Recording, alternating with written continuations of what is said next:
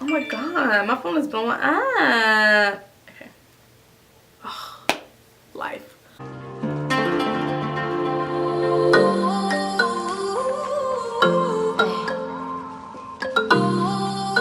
What's up? I'm back. Just that fast. So I am finally gonna do this. She's gonna have an episode 2 review. I'm going to try my best to get these out weekly. Holiday and trying to schedule with Al has just been a mess. So I'm gonna continue to do them alone until we can figure out our correct schedule. Because right now, with the snowstorm, it's looking like I know. Okay? But anyways, into the episode. So we left off with her hanging up my name ain't, or is it my name isn't posters all over Brooklyn. And she had gotten grabbed by this guy on the street on the way home, so it kind of affected her mentally. She ended up like crying and smoking a blunt. Whole thing, right? So now we're going into the second episode. Hashtag booty full. The cheesiness with the names and the hashtags. I cannot. So you know, it does the usual. Starts off in her bed. She's chatting. Yada yada yada. We go into Shemeka's house. Thank you for the correction on her name. It's not Shamika, it's Shemeka. And she's whining in her kitchen, and Nola is painting a picture of her. While she's painting this picture, Shemeka is telling the story of how they met in the club. She was dancing and Nola bumped into her, drink got spilled, whole ordeal. And Nola is just painting away at this picture, and from what I can see, it just looks like just like her but with long hair, because in the scene she had her hair wrapped up, and she kind of like pinpointed she wanted her hair to be straight and silky. In the midst of that, we flip over to a clip of the Hot and Trot Club, and we're introduced to, surprise surprise, Fat Joe. I did not know that he was going to be in the show at all. That was a huge surprise for me when I was watching it. And I actually really enjoyed him and his character. I think he played it pretty well. But he had a poster of Nola's face that said my name isn't on it. And the first thing that I thought was, oh my god, why did she use her face? Because he said, I'm going to catch this motherfucker. And I'm like, is he going to catch Nola? Or like, what's gonna happen? That was the first thing I thought. Was like, oh my god, this idiot, she used her face. Why would she do that? But anyways, so we're back at her house. It's kind of like a flip-flopping back and forth scene, but we're back at Shemeka's house, and she starts like talking about her butt. Now, I don't think her butt is that small, and I also don't think it's flat.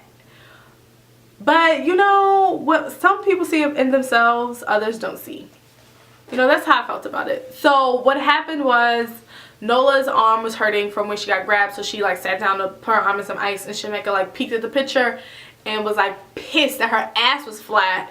And Nola was basically like, this is realistic, like this is what I'm looking at. Like, this is as an artist, this is exactly what I'm looking at. I don't see the problem.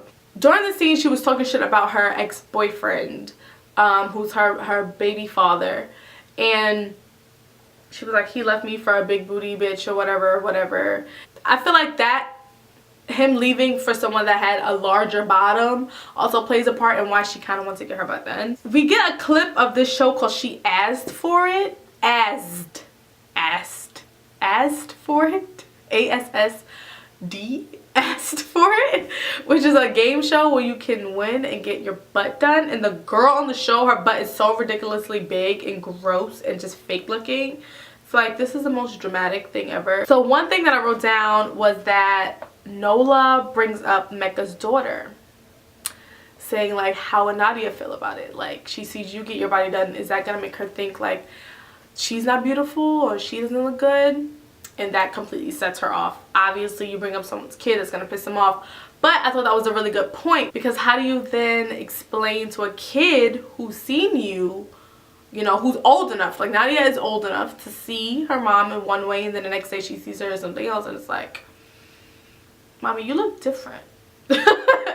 You know, like, I don't know. That's a conversation that I would love to know how that goes over between a mother and their kid after they get plastic surgery.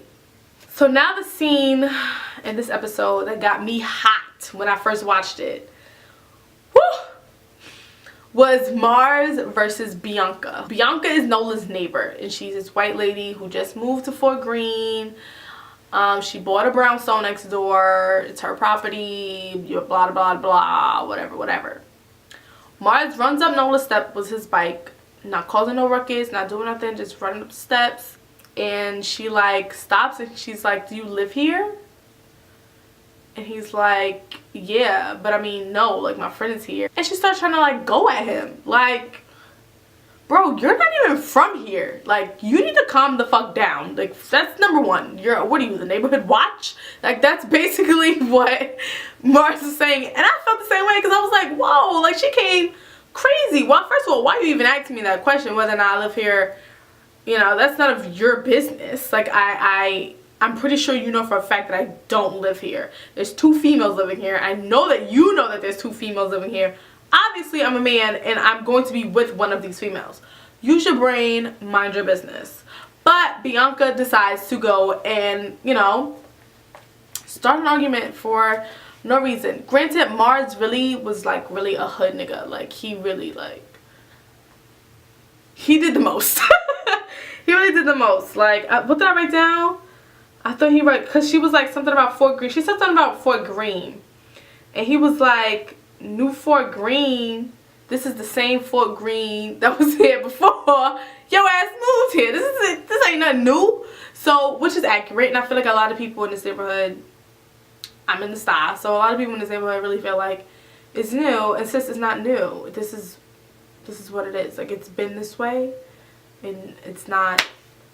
Definitely say that I really appreciate that about this whole series, is that there's a lot of things that I've experienced moving back to Brooklyn that I was like, whoa, like, who the fuck are you? Like, I'm from here. Don't talk to me like that. Don't treat me like that. Don't look at me like I don't belong here. You know what I'm saying? And I've definitely felt that in this area, which is crazy because this is where I grew up. This building was, what did we move into this building when I was like fucking 5 and I'm 25 years old now. So it's like, don't look at me like that, my G. I belong here. And you know, that's not to say that there isn't any good that comes from gentrification, because there's plenty of good that's come from gentrification. There's tons of fucking cops over here now. I feel much safer as an adult here than I did as a kid, because the things that I saw here as a kid were not okay for a kid to see. So I can say that, you know, there's tons of random pop-up restaurants and shops, and there's more things to do here now. I mean, there could have been tons of things to do here as an adult then when I was little, but I was small, so I didn't really know much. But now I feel like there's definitely tons of things to do here, tons of places to go. So there's good and bad that comes with it. It's just some of the people that come in are very nasty and very entitled. That's where the problem comes in. So yeah, Bianca's one of those entitled motherfuckers. Mars ends up in Nola's apartment and they're chatting and talking or whatever, and she has one of the "my name isn't" posters in the background, and he peeps it. He's like, yo, this is you, this is dope, like, why do you tell me? So then she tells him, like, you know, hey, don't tell anybody that it's me, you know, respect me as an artist and my artistry, like, I just want it to be private, I don't want anybody to know. Now that leads into her telling them how she started doing the posters, which is telling him that she got snatched up in the street. So Mars immediately reverts into, once again, a Brooklyn dude that's just really ratchet and ready to fight all the time. So she ended up telling all 3 of them, and they all had different reactions. This is really funny. So I wrote them down. So Jamie, the first thing Jamie said was, I knew this was going to happen, you should have called. Greer said, when did this happen? Mars said the same thing, except he literally shouted, when did this happen? Like, screaming at her. So Jamie tells her to call the cops. Greer says, Greer says learn jujitsu. And then Mars says, you gotta let me beat his ass. Like, literally just like that. You gotta let me beat his ass. He's such a Brooklyn dude. Like, I love it. I love it so much. After all that, Mars ended up giving her some mace, which I was like, oh boy, this is gonna go all bad, but good luck, girl. So now we go to see Shemeka at her job. She works at Hot and Trot. She's a bottle girl, like waitress kind of girl. It basically looks like it's like a burlesque type club. That's what it gives me. It's like a burlesque kind of club. Everyone's like in bustiers. It's really cute. So now they're performing, and I wrote some things out because I noticed some things. I was very confused. One, why is there a girl performing in the seat area at the top? I was trying to figure out if she used to be a dancer or if she's just an audience member that knows all the moves. Like, I don't get it. Like, at first I was thinking maybe it's kind of like one of those things where like the girl's dancing up there and they're dancing down there, and they're kind of like going back and forth, or it's like just an attraction so you can like travel back and forth and looking. But they had no connection with each other. She was just looking down at them, but they weren't doing anything. And I don't recall there being any connection between the girls dancing on the stage and the girl up top dancing in her seat throughout the rest of the season. So I don't know. If anybody peeped that, can you explain that to me? Because I think I missed the train on that one. One thing I noticed was that their butts weren't even that big. The girls that were dancing, they all had like average sized bodies. Some were really skinny. No one like had like a Nicki Minaj ass. Like, so I really kind of didn't really get what was Shemeka's whole ordeal. Because you know how you see something at work and you're like, I kind of want to be like that, or I want to look like that. Maybe that's what she was thinking, but I'm looking at those girls and I'm like, they're not that big in the ass area, sis. Like, I don't get the point, but okay, whatever, float your boat. She ends up telling Fat Joe that she wants to dance and she want to make money and she could whine and she could dance her ass off, and he just got to give her a chance. But then he tells her basically, you ain't got no ass. You know, he says to her, you're a pretty girl, you got the hots, but you don't got the trots. And he like turns her around to like point at her butt, and I'm like, yikes. Like, that's horrible to say to somebody, especially a girl who's already insecure about her body. Granted, he doesn't know, but like, damn, like, I know that had to sting, that had to hurt a bit. So I felt kind of bad for her when that happened, and she basically came back at him like, yo, help me get the trots, like, help me get my ass done, bro, you got the money. And he was like, you tripping. So that's where that ended. From Shemeka, we go and meet Nola's parents, and they're having dinner, and for some reason, I think they start talking about the painting, and Shemeka comes up, and her mother kind of makes this mention about her hair, and it becomes like this natural hair versus like weave, perm, straight debate kind of. And this is a debate that's heavy in the community because so many people feel like you should be natural, you don't need to wear wigs, you don't need to wear weave. But some people just like to wear wigs and weave. I don't see the problem with wigs and weave. I don't get the whole thing, but whatever. So now we're at Greer's house and he's teaching her moves, like jujitsu moves on the bed, and I think that was cute. I was like, okay, you know, Mars is trying to help with the mace, he's trying to help you with the moves. Where's Jamie?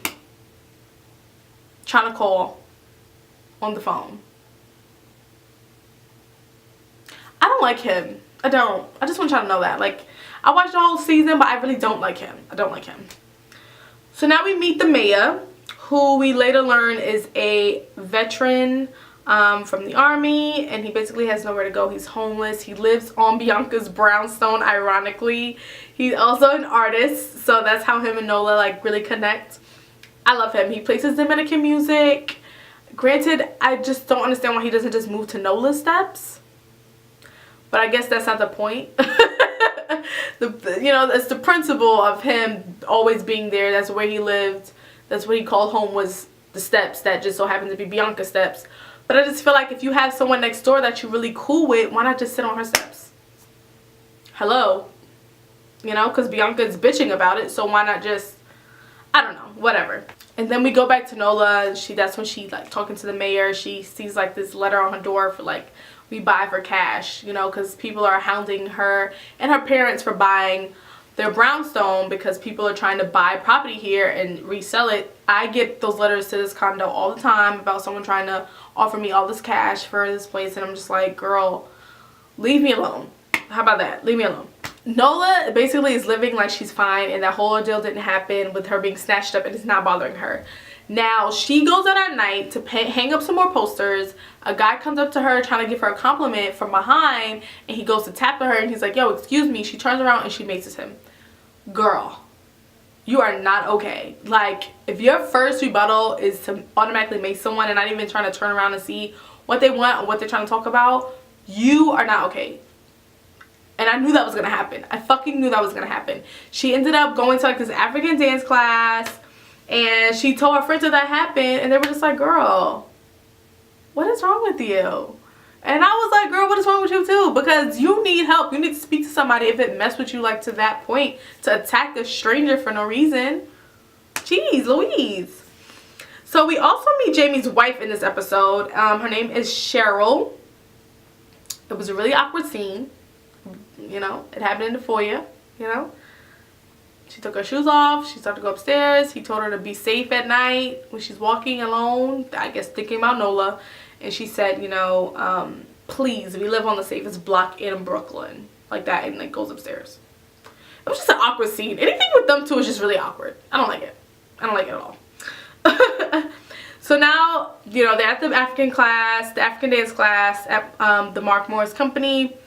After that, they sit down outside and now they're talking. Now it's Karina, Nola, and then Shemeka. They're talking about the whole Mace situation and Nola is trying to defend, you know, the reasons why she did it. She was like, I just still felt badass about it because I'm like fighting back against those that have come up to me wrong. But in my mind I'm like, but he came up to you in a nice way, not necessarily a nice way, but he did kind of creep up on her. So I kind of see how that could happen, but also I don't see how Mace was the first option. I don't see how those two mix, but I guess everyone reacts differently, you know. It's cool. Now a bus rolls by with the She Asked For It ad, you know, and the clip plays again with the show.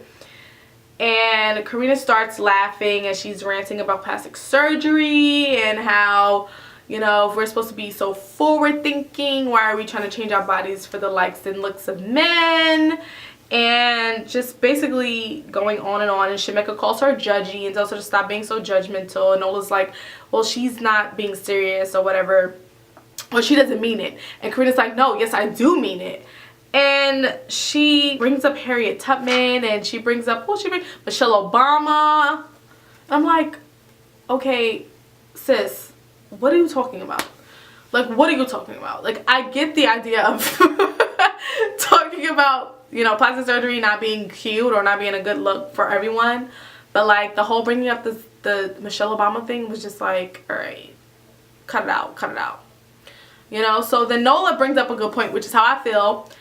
Isn't freedom doing what you want to do? Isn't that forward thinking? Isn't that us being free, doing what we want with our bodies the way we want to? And she basically blows it off. And then Shemeka gets pissed off and she like walks away or whatever. Now we have Karina taking Nola to a new gallery. And once again, Nola's bells are going off. This guy walks in, asks them what are they doing in there. And she turns around and she's like, yo, who the fuck are you yelling at? Like,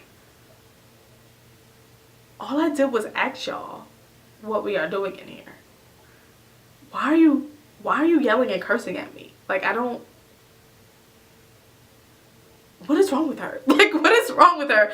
That's when Karina was like, girl, you need to go see a fucking therapist because you are like off your shit. So now we see Nola, she's like with this, first she's with like a psychic or like somebody that's like Miss Cleo, that's what she's like.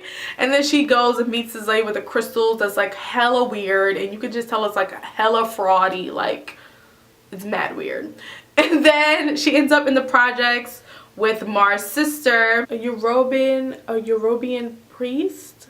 Was it Yoruba priest? Am I saying that right? I hope I'm saying that right. But she, you know, she does her reading of her. And she basically, you know, tells her she has like this dark cloud following her and it's fucking up with her art, which is true because it was getting in her head a little bit. So I feel like the sister knew best. But eventually Nola did get a therapist. So, because she needed it. So she goes back home, you know, she lets what Mars' sister said marinate on her, and she ends up going into the painting with Shemeka, giving her a fro, you know, giving her something real and realistic and beautiful and what she is. Not saying that a weave and silky isn't beautiful, but, or realistic, but, you know, that's who she is, and it's nothing wrong with that. So I thought the painting came out really nice, but, you know, she didn't want a fro, she wanted silky hair and a fat ass, and that's just not her reality, and Nola wanted to paint her reality. It came out gorgeous. So now we have pretty much the ending scene, and Mars is riding home, and he sees Nola's artwork. One of her My Name Isn't posters got vandalized. And he's like, oh hell no. And that's exactly how the show closes out. And I love him. Like, he just rides for her. Like, he rides for her. That's like my nigga. Like, I love him so much. I would totally date Mars. If I knew a Mars, I would date him because he's great. He's so supportive. He always has her back. Like, he's legit day one A1. Like, that's who Mars is, and I love him for it. I think he's the best. He's the best character on the show, period. So next week we will talk about the 3rd episode. Al will be here next week. He will be here for this 3rd episode review. He'll be here. So we're going to chit chat about that. Let me know how you feel about the 2nd episode. Please remember when you're leaving a comment that I did actually watch the whole season. So, you know, I'm just speaking to you as if I didn't. But I know what's going to happen and what happens and all that stuff. But let me know how you feel about the 2nd episode. What do you think is going to happen next? Do you think Mars is going to find out, like, who did this to her art? How do you think Nola's gonna feel?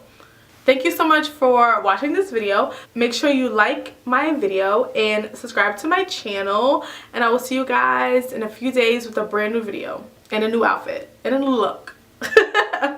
All right, peace out.